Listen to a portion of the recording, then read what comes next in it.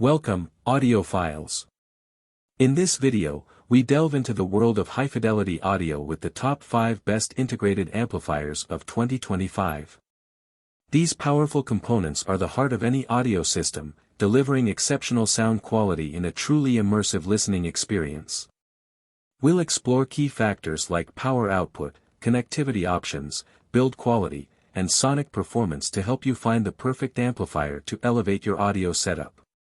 Get ready to experience music like never before. Number 5. Naim Nait XS3. This is the third-generation installment of a model first introduced in 2008. The XS3 adds a moving magnet phono stage and better responsiveness, and that's about it.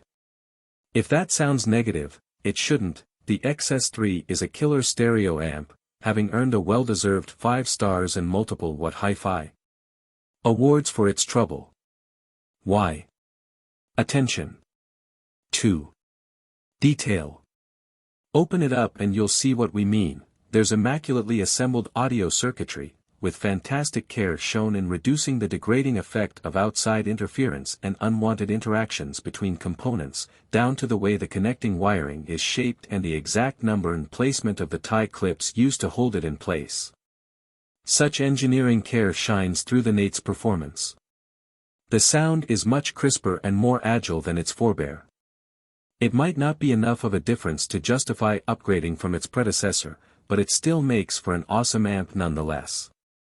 There's a combination of insight, dynamic subtlety and rhythmic drive that's hard to better at this level, with energy on tap and a good degree of refinement when required. The new phono stage proves a worthy addition, too. While phono circuits integrated into stereo amplifiers aren't always of great quality, the one in the XS3 bucks that trend. Our in-house reviews team described its detailed and punchy performance that brims with energy and interest, to quote our Nait XS3 review. Ultimately, the Nait XS3 delivers the music with emotional impact intact, and that's all anyone could ever ask of it. Number 4. Rega Elex MK4. The successor to the multi-award-winning Rega Elex, one of our favorite amplifiers of the last decade, is thankfully far from a disappointing sequel. Revealing and faithful, it's sonically capable in ways far beyond our expectations at this mid-tier price point. The elegant, confident way it delivers music is very rare at this level. As our expert reviews team noted in our Elex MK4 review, we struggle to focus on particular strands or frequencies to critique, and instead are content listening to track after track and marveling at how the Rega turns its hand to every song. It simply doesn't impose itself on the music. That's a huge accomplishment in its own right. At this price, it's the most entertaining amplifier we've heard, lively, full-bodied and with tip-top timing that truly underpins rhythms. The addition of digital inputs, at last, and a headphone port is a great step in the right direction, too, particularly given their good quality, giving customers more flexibility in how they listen to this terrific amp.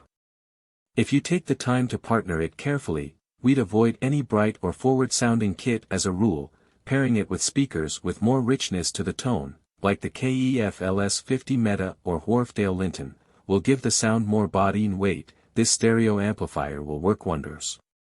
If you can stretch your budget further, Rega's Illicit 5 Malawian Kwachas is a similar but superior sounding proposition that will set you back a bit more, a great and slightly more affordable alternative to the Naim Nait XS3 below. Number 3. Arcam A5.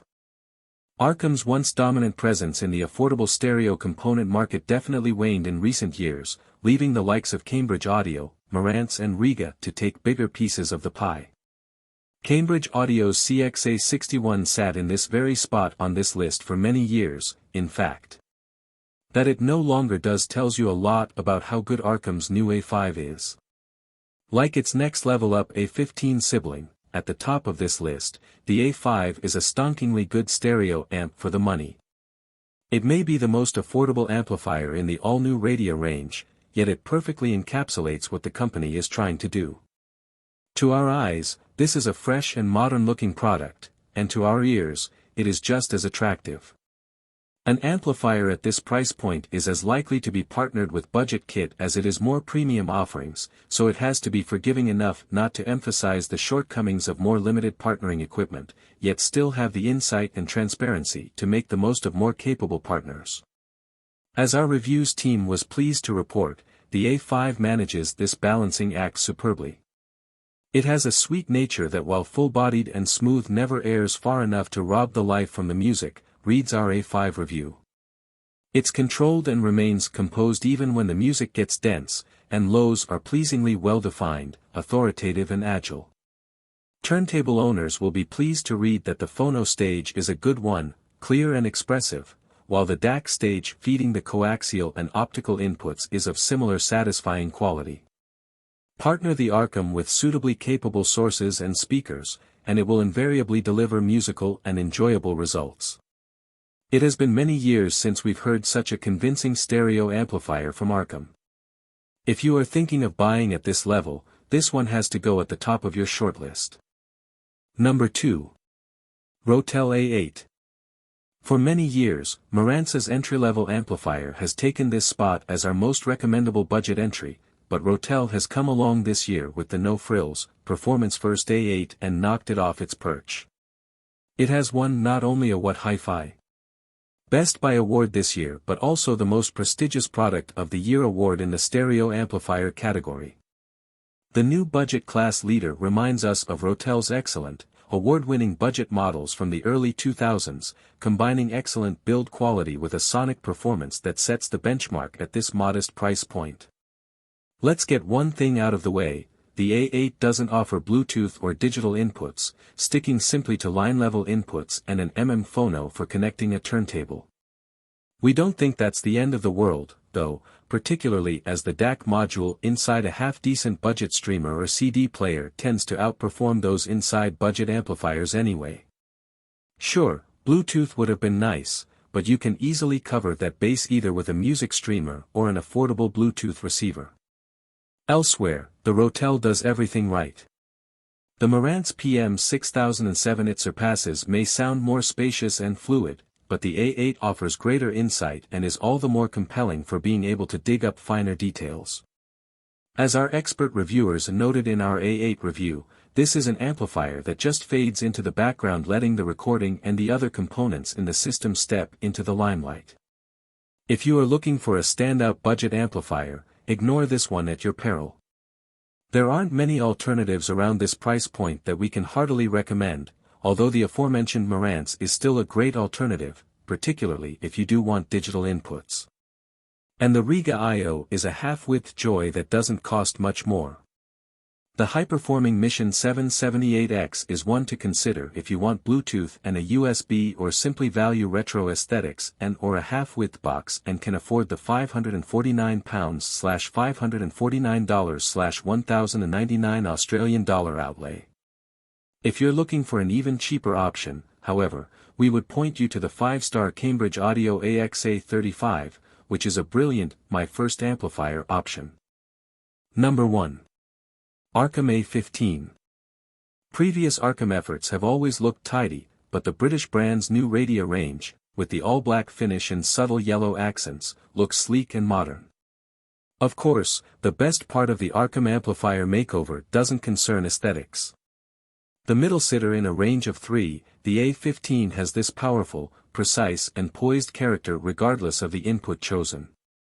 Arcam was one of the pioneers of outboard digital-to-analog converters back in the 80s, and that experience shines through in the performance of the A15's digital section, our in-house reviewers note in our A15 review. It is crisp, insightful and engaging. We are also impressed by the scale of the sound. Stereo imaging is expansive, stable and nicely layered, we wrote, as well as how it handles music's savage dynamics. There is no shortage of punch and power, but this is no muscle-bound thug. The A15 is insightful and subtle, able to track multitudes of instrumental strands with skill. Once we had heard how good Arcam's entry-level A5, below, sounded, we were a little worried for the A15, but we needn't have been. It is clearly better than its talented sibling, delivering a sound of greater clarity, scale and precision that justifies its extra price tag and represents a logical step up. Better yet, there's a moving magnet phono stage built in, which is something its closest rival, the Cambridge Audio CX-A81, formerly found in this very spot, doesn't offer, and nor does its brand new replacement, the CX-A81 MKII. The new, and old, Cambridge model does reply with a USB input, though, so if that's important to you then consider it a recommendable alternative. Otherwise, make sure you give the A15 a listen if it falls within your budget. We haven't heard a better sounding alternative for the money. You will find all the links of these products in the description below. Comment below and tell us which integrated amplifier you were considering. Thanks for watching this video. Don't forget to hit the like button and share with your friends, and if you are new to the channel then subscribe and hit the bell icon for future updates.